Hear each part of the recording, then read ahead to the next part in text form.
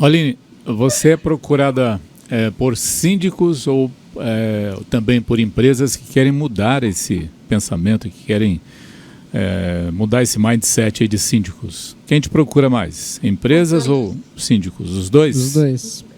Os dois, porque o que acontece? Dentro desse processo tem uma coisa muito engraçada. As pessoas vêm com um questionamento, isso funciona, a gente traz para a sindicatura, que são duas mentorias diferentes, já que vocês falaram, então são duas mentorias diferentes. A gente tem o PCM, que é a provocação para crescimento e mudança. Então eu pego os empresários, os empreendedores e bato neles. É mentira, mas eles falam que apanham. Mas, gente, nós vamos apanhar. Se é para o nosso crescimento, é igual eu falo.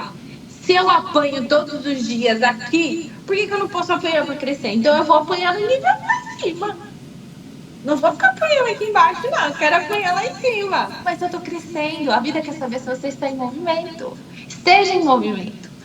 Só que estar em movimento em desordem não te leva para lugar nenhum. Ou se leva, leva para o escasso. Por quê? Porque o seu pensamento é escasso. A sua atitude é medíocre e o seu pensamento é escasso. Bem por aí. Puxa. E não dá para crescer se não tiver uma dorzinha, né?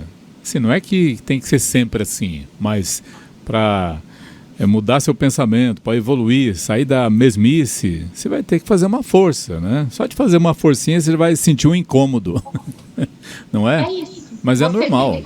Com certeza. E uma coisa que eu via e que não fazia sentido para mim, que fez sentido, muito mais sentido nos últimos tempos, foi: se apaixone pelo processo.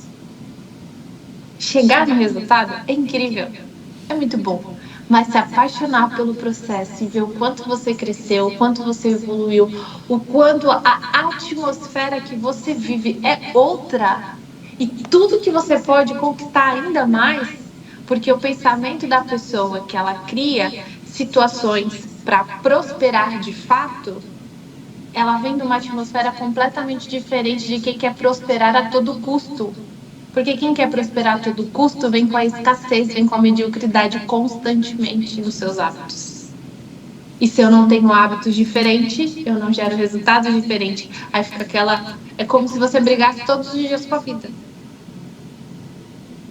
Todos os dias você está brigando com a vida. Não, mas eu agradeço. Você agradece brigando? Você está brigando com a vida todo dia, o tempo inteiro. Você questiona sobre tudo. E não é sobre questionar. É a mesma coisa do condômino folgado, que não paga a cota condominial, que reclama de tudo e não tem sugestão para nada. Você fala do condômino, mas você age igual com a vida. Ai, mas esse condômino... Tá bom, o condômino só reclama, só não vem com sugestão nenhuma. O que você está fazendo com a vida? Vida, vem aqui, vamos conversar? Vem aqui, vida. Eu tô pensando uma coisa aqui, mas olha, o que você... E começa a se movimentar, a vida quer de você, a atitude, ela quer saber se você está em movimento. Faça por onde para ter por onde. E se os seus resultados não chegarem e não estão aonde você determinou, o problema é todo seu. Para de terceirizar culpa e responsabilidade. Você não gera os resultados que você não gera por culpa sua. Ah, eu sou incompetente? É. Por muitas vezes você é. E você escolheu ser porque você não pode crescer. Porque se você crescer, inclusive alguém ficar para trás e você não quer abrir mão porque você tem dependência emocional.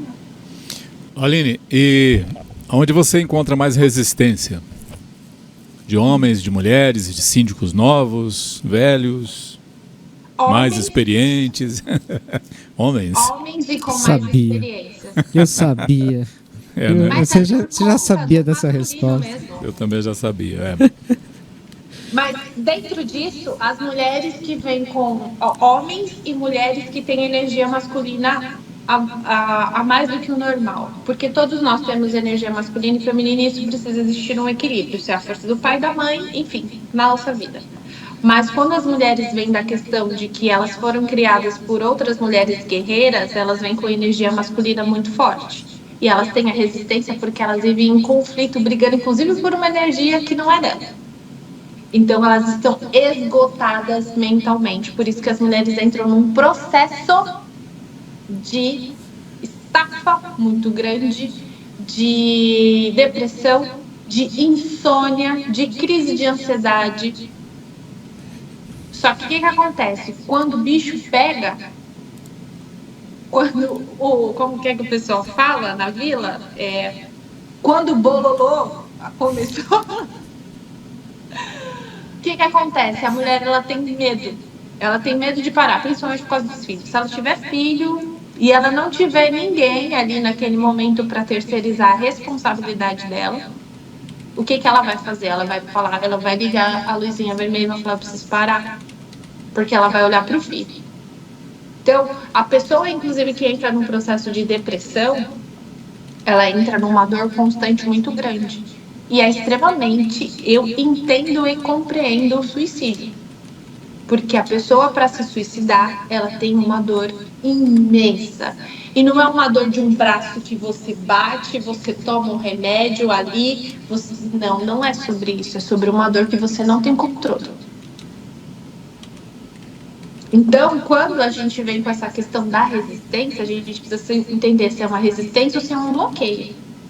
Se eu estou resistindo, por que eu estou resistindo ao processo de apoio? Se eu estou bloqueando, por que é que eu estou bloqueando e eu não posso ir adiante? Então, tem todo um processo para a gente entender o que está acontecendo, porque só para vocês entenderem, quando a mulher vem da energia masculina, quando ela veste a capa da guerreira,